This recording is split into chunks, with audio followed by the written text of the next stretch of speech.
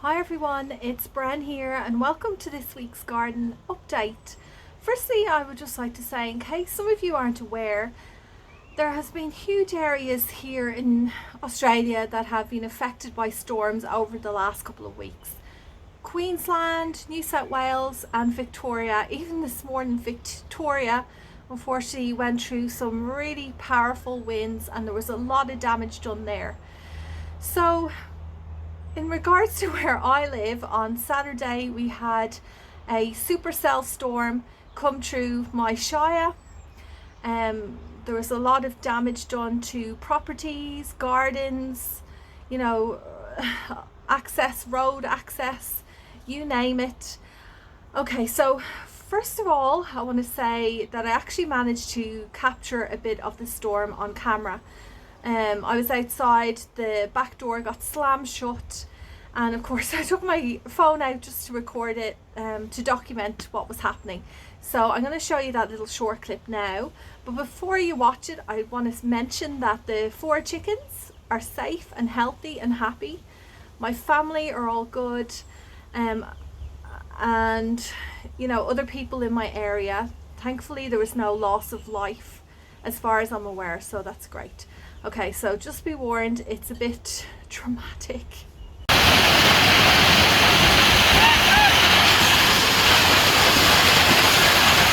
my god, what's happening?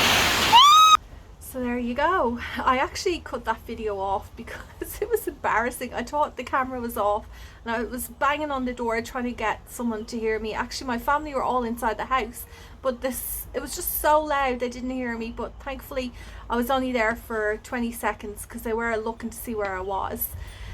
So I was rescued and I went back into the house. Now, as well as those ferocious winds you saw, there was actually hailstones too, and I'm just going to pop up a little video of some that I just recorded that evening after it happened. They were massive. So as you can imagine, there was quite a bit of damage done here in our property, mostly I would say the garden. Yeah, it's still a bit raw really because it's Friday now and it happened on Saturday. I do have some footage that I recorded a few days after the event, which I'll show you, and then at the end, after I'm finished that, I'll give you a bit of an update on how things are going now. And before you watch this, I just want to say that I'm feeling so much better now and things are looking much better in the garden. I feel a lot more positive about it. I have this new area which I will be able to plan out. We're still in the middle of spring, there's still lots of time to get the plants in the ground, and I think I mentioned in the video as well that a lot of the plants that were damaged, I will be able to chop them back and they should reflower. Maybe not this year but next year, so like it's not a complete loss. Anyway, let's get into it now.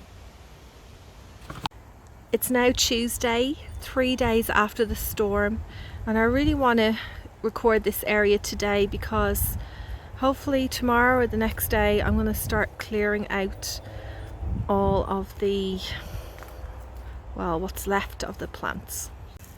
There's probably a few plants in here that I can save that I just need to give a good hack back and they should re-sprout. But my beautiful sweet peas, that's the end of them. Same kind of story in most of the other beds. The gladiolis might be okay. I don't know whether to cut them off here or leave them be. And here's my carrot bed. Great thing about carrots is that they are a root crop, so although everything has been destroyed on top, underneath here the carrots are still there, so I'll be able to harvest all of them.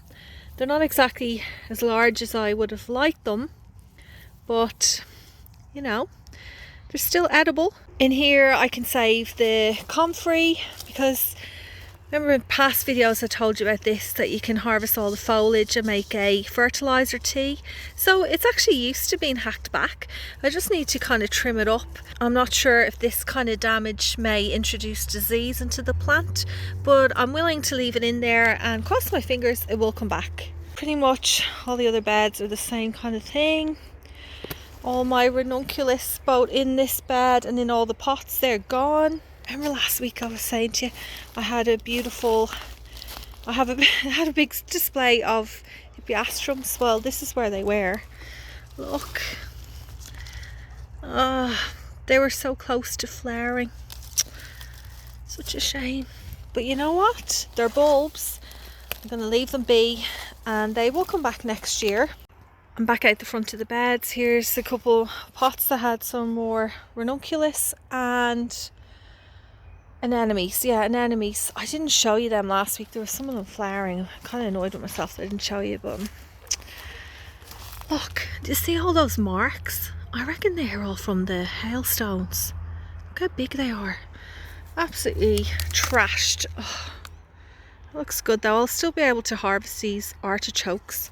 Something else I'm a little bit sad about is all of my lilies. Some that I put out in the garden and these ones I hadn't put out yet. The tops have been chopped off them. There is a couple, actually more than a couple, maybe about 5 of them that will still probably flower. And my dahlias, I was kind of freaking out about my dahlias because, you know, I spent so much money on them. But a couple of my friends who are really good at growing dahlias, they said to me, just give them a cut back, which I did. You can see there, and they should re-sprout. The only issue is now that I'm not really sure what they all are because all the labels, well, most of the labels got shredded. This lot of sweet peas, you know, I was looking at it today. I think these will be okay. Look at that. They flopped over and I think this section got shredded and damaged, but it almost protected the underside. So I may actually still get some sweet pea flowers. Back around here, so many oranges on the ground. Actually, let me go closer and show you the oranges. You won't believe it. I haven't actually sorted them out. I'm feeling a little bit bad about it because I feel like it's a bit wasteful, but we did try and sort some of them out, but then I just got a bit too overwhelmed. Look at that. That's from the hailstones. So a lot of these have slashes in them like that. Some of them are okay. Like this one still looks good, so I really need to come in here and sort through them. Separate the good from the bad. And then there are actually a few more on the tree too. You see, there's still some on the tree, actually quite a lot on the tree, so it's good. And then over here, I know I'm not really editing this video as well as I usually do, so just bear with me. This is the lily pilly. It was about, I don't know, 15 meters, 20 meters high. It's fallen down.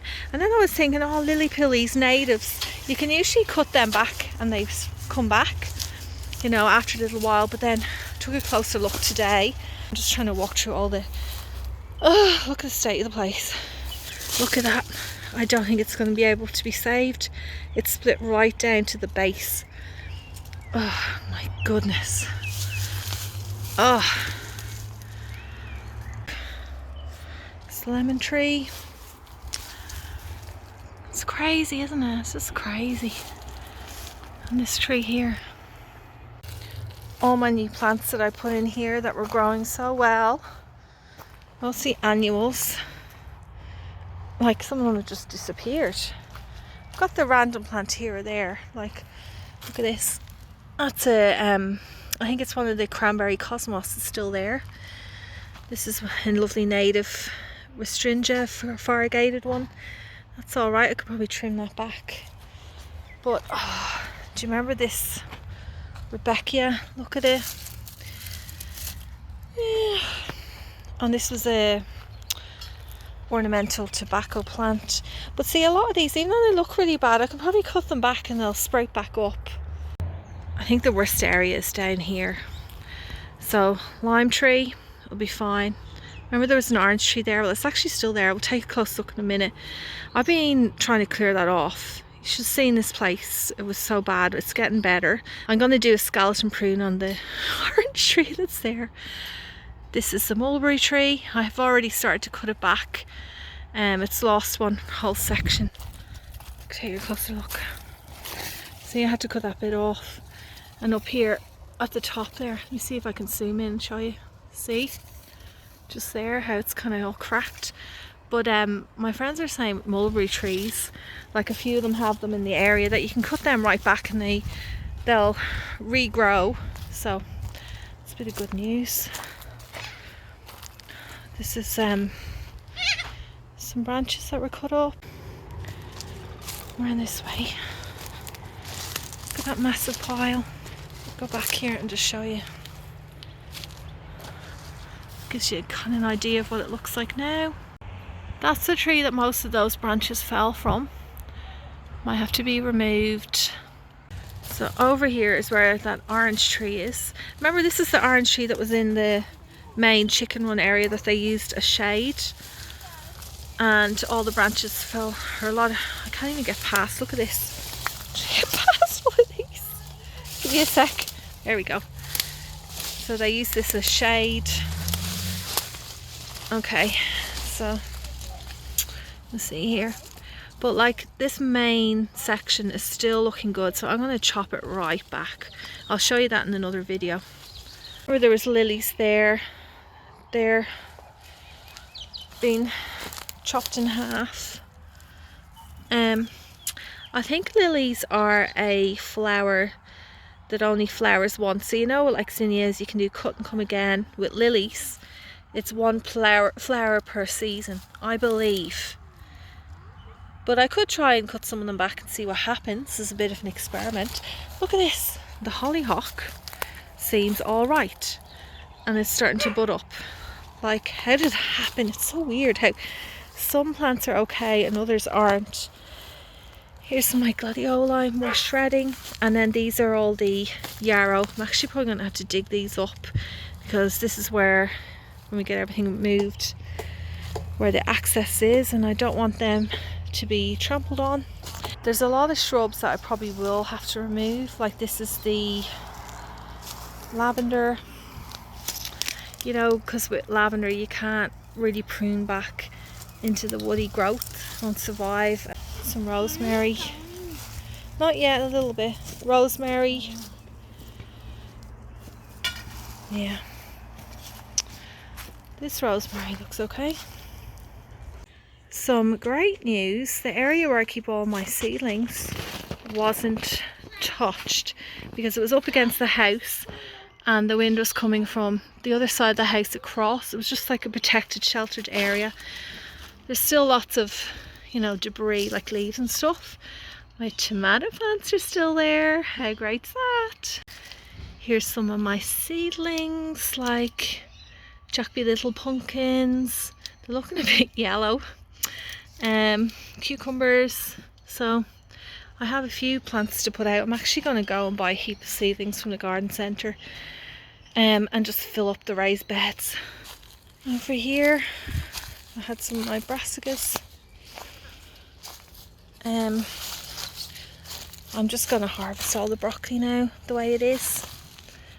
I've got about 4 or 5 heads on them. The cauliflower, I'm just going to put it down as a write-off really. And then this area just flattened. I had lots of violas here, bromeliads, clivias. I mean, you can still see the clivias there. The bromeliads, they really cocked it. Like, you should see my bromeliads. Look at them. But they actually put out pups, so I'm going to leave them there, and they should produce new little plant babies soon. It's just some bags from the clean-up process. And then, like, you can see that areas are still green. It will bounce back, but it's been, you know, stripped like this. These are the Japanese irises. Here's a bed just across from them, bearded irises. These are all my row agapanthus. Like, this is a salvia, for example. So if you take a look, see, everything's been broken, but I just have to come in here and trim this and it will flush back, it'll be fine. This is the garden bed out the front. So there was lots of evening primrose here. There's like a blanket of evening primrose. There's still a few flowers. Bearded irises, stuff like that. I hope that gave you a general idea of what happened in the garden. We did have damage to our property as well. The roof, the air conditioner, the fence. Our kitchen currently in one section doesn't have a ceiling. But I mean, we have insurance, so we are going to be fine. And I know there's so many people worse off than us. So I really am thinking of all of them. Next week, I will give you a look around. Hopefully, a lot of it will be cleared out at that stage, and we'll be able to have a chat about my plans to get it ready for summertime. Because don't forget, it's the middle of spring here.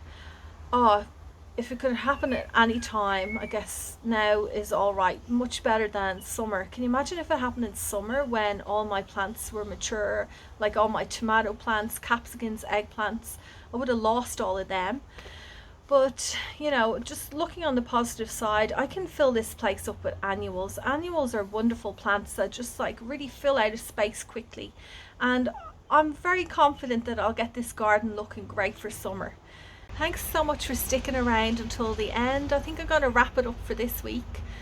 You know, this is just all part of the gardening journey. It can't all go smoothly the whole time. There has to be a few hiccups along the way, but I really do have that drive and passion for plants and the environment, so I am going to rebuild, fix up what I can, and just keep on going, because that's all you really can do. And I love it. I would not want it any other way. I wouldn't know what my life would be like without my garden. So yeah, just stick around and see, watch the space, see what I do. I don't know what I'll come up with. Anyway, I'll see you all again next Friday.